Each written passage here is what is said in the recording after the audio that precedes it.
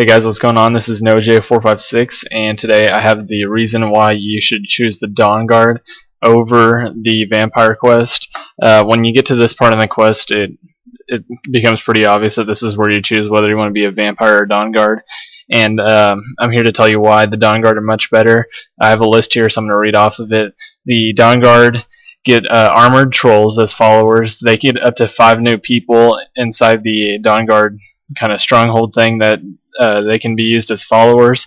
You get to smith crossbows and bolts and upgrade these, and the bolts eventually can have like magic powers, and the crossbow can ignore 50% of armor, which is really useful.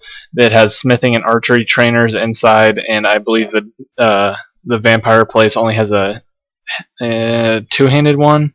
I'm not sure about that one, but other than that, in Dawnguard you get 2 husky pets, which are 2 dogs, which in my opinion look much better than the death hounds.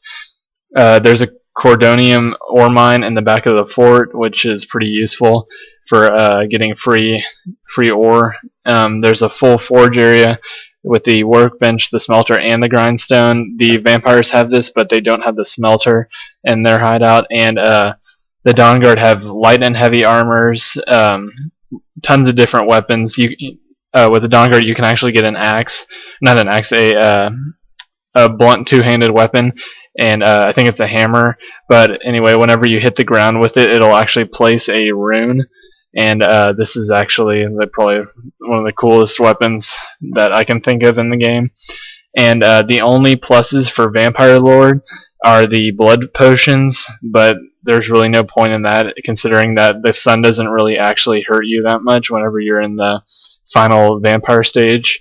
You get 2 death hound pets instead of the 2 huskies, but they're kind of ugly in my opinion. I don't really want them.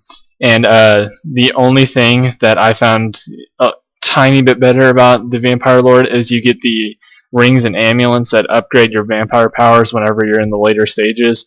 But this is a minor spoiler. It really doesn't change the quest at all.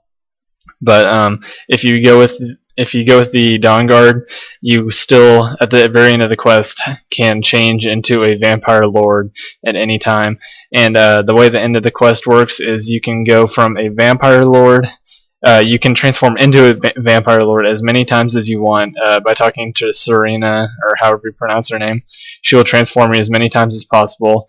And as long as she doesn't get cured of her vampirism, but I think you get to control the outcome of that. And there's another character that will be introduced, and they can turn you into a werewolf one time. So you can always go into a Vampire Lord, try it out for a little bit if you complete the Dawnguard side of it, and then just go back into the werewolf after you're finished with that. But yeah, that's about it. Those are all the reasons why the Dawnguard is much better than the vampire side. And I personally am playing both sides. I'm playing the vampire first because that's the one I'm gonna not use anymore after I finish, and then I'm gonna go back through with the Dawnguard and complete the entire thing, and then probably just remain a werewolf. But yeah, the choice is up to you.